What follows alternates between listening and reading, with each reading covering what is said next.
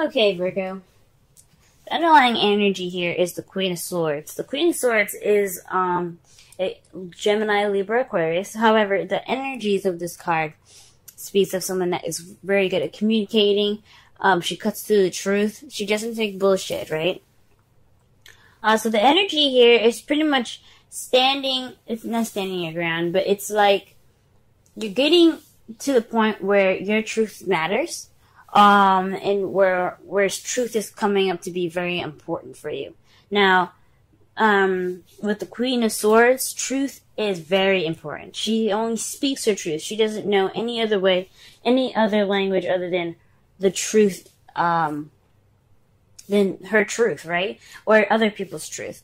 She doesn't mess around when it comes to lies and stuff, because once she is lied to, that breaks trust, and you don't have a chance anymore. Like, if you were going to get some help from the Queen of Swords, it would be completely obliterated. So this week is centered around energies of possibly you guys feeling more, very, straight up with stuff, feeling more,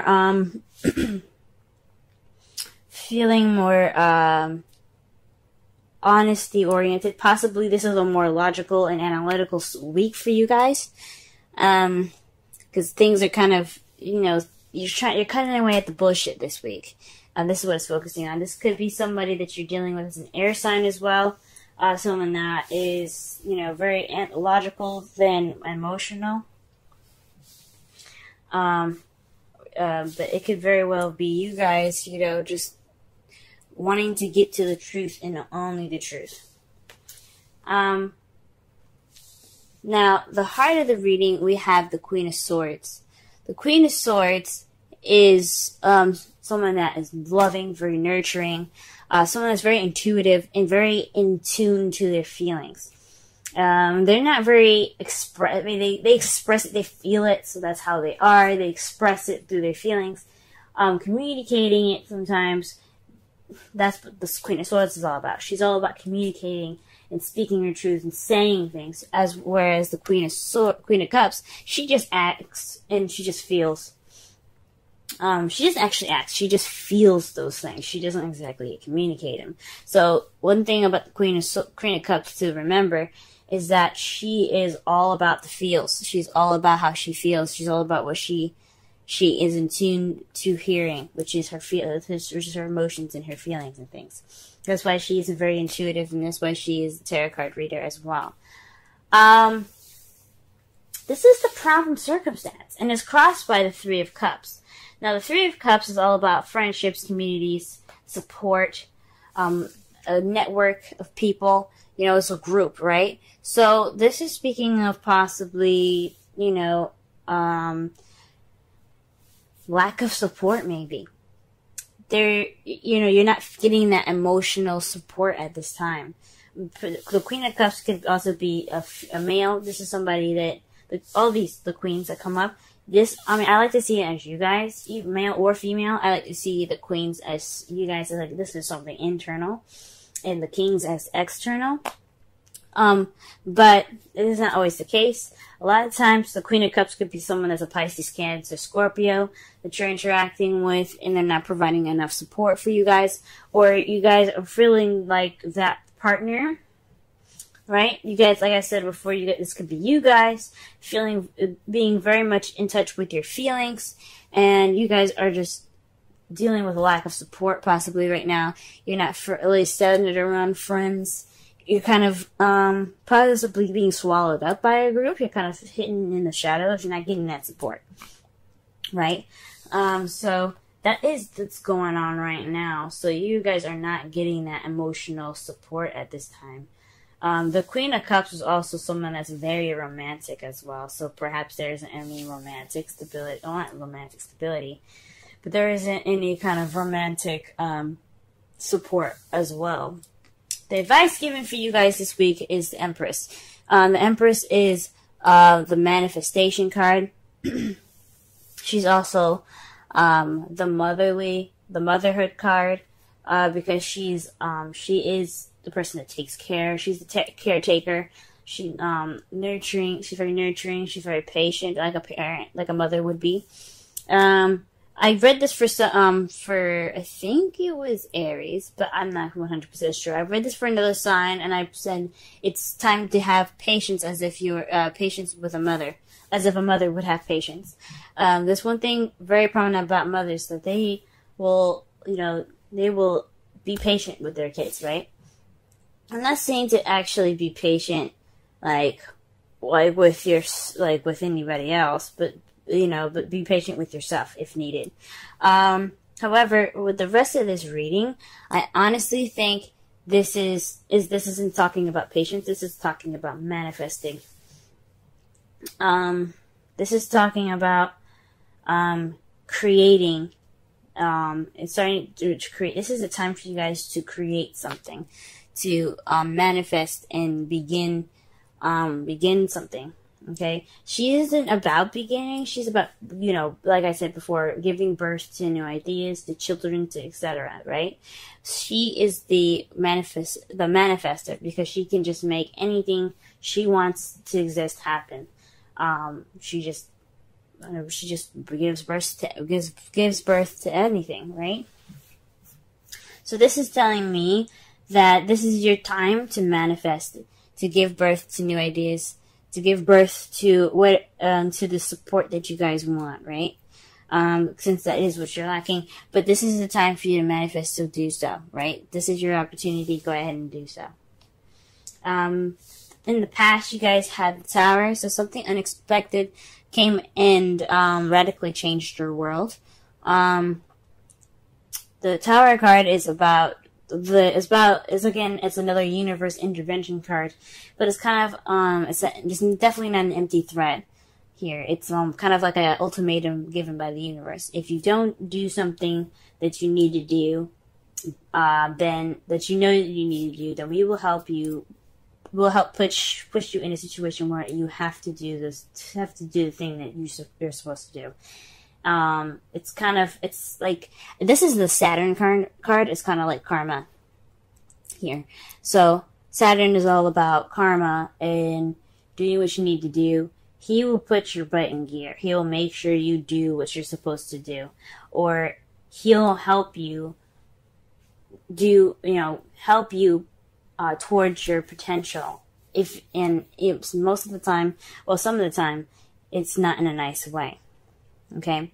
And especially with the cards falling up after this, I don't think it was very nice. Sometimes the Tower can surprise you with something wonderful, right? It could be a wonderful, wonderful surprise because it's unexpected and you don't see it coming. But if it's something that you were supposed to do and you hadn't done it, then there is something, it can leave you kind of discombobulated and having to work from the beginning, having to start all over, because as you see here, the people coming out of the Tower, they put a lot of work, and they grew it, they did the work that they needed to do to build a Tower, and then lightning struck, and now they gotta start from ground zero. Okay? So that's in the past. So some unexpected change had radically changed your life. In the present, though, you have the Devil. So this is about attachments, addictions, old habits, possibly, that you feel that you have no control over it, which you actually do. Because one thing about the Devil here is that the two people sitting on the bottom, they have chains around their necks, but they don't look distressed. They're chilling, drinking, hanging out, right? This one, like the lady here, she can easily get out because her chains are just filled with flowers. So if she wanted to leave, she could just simply stand up, break the vines, and be out, But this is voluntary. This is something that they want to do. They don't care to just hang out with the Devil. With these two people there, this speaks of a voluntary addiction. So it's something that can be broken, but you decide not to. So there could be some habits that are going on that you guys are like having to confront now. Maybe trying to break these addictions at this time, but there's definitely some sort of attachment of some sort that is voluntarily like this is kind of on you guys at this point because it's like I said, this is voluntary. He doesn't make you stay. It's up to you. So, for some of you guys, could be like a karmic relationship that you guys are attached to, and those are not so very voluntary. The karmic relationship is very, very difficult to break out of, okay? It's pretty much like a deep and innate connection that you feel like you can't break, but in a way, it's very weird. It's like you can, but you can't. It's so strange.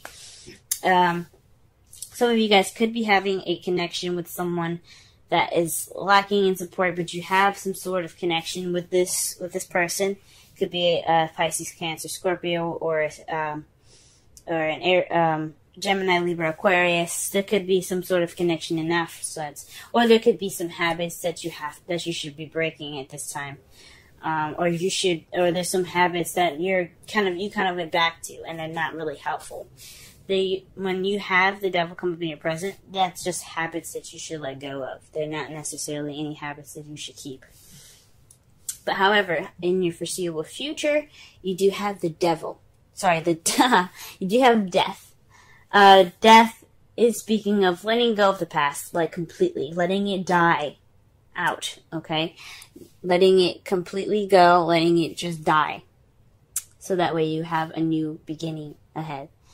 It's a slow, mournful kind of change here.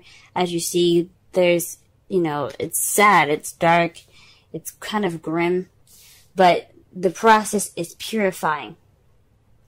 What the death is about is, Pluto rules death, okay? Pluto is all about purification. So when you see this card, you see yourself in the future purified. So whatever in the past happened is completely died.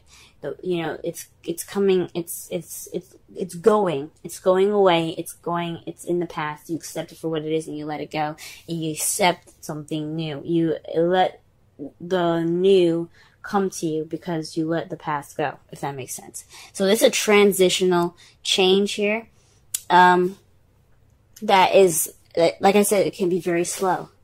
But that's how you guys see. That's how you guys see your foreseeable future.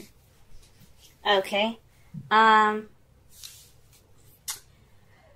your outcome, though, guys, you have the Page of Swords. So this is about speaking your truth, being, it may be tactless, about those truths that's going to be said here. There could be a message that's kind of that's very honest and cut to the chase, not very cushiony, if that makes sense. It kind of lacks tact, but the point is that it's a truth that is being received or is going to be given in results all of this. Okay, so that's interesting. So far from what I'm getting here. The Queen of Swords is basically telling me that for this whole entire, the energies for this week is basically speaking your truth, cutting to the bullshit. It's possibly about being detached and not feeling. Because the Queen of Swords is all about, detachment. It's about detachment, being kind of cold, right? That's one of the characteristics about air signs, is that they can detach from the situation and analytically look at it. The problem is the feels, obviously. There's no feels. Or there is feelings, but there isn't any support towards those.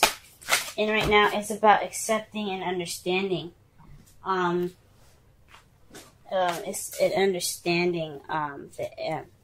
Those feelings, possibly, or being the Empress and being the caretaker, taking care of yourself if this is you and you're single, and taking care of your partner in regards to the feelings. And the Empress is again the manifestation card, so perhaps this is a time for you to manifest romance, right? Express your love. Go ahead and make the romantic gestures. Okay, so this is about expression. Now, the Queen of Swords is excellent about expression because all that is communication, right? She's all about communication, but she's detached as well. The Queen of Cups, she's very romantic. She's all about her feelings, but she lacks expression. Okay, she's very romantic, but she doesn't express that. Okay, because that's what the Queen of Swords is about.